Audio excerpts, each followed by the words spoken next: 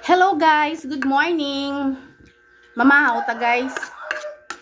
Kay subong nga adlaw, election na.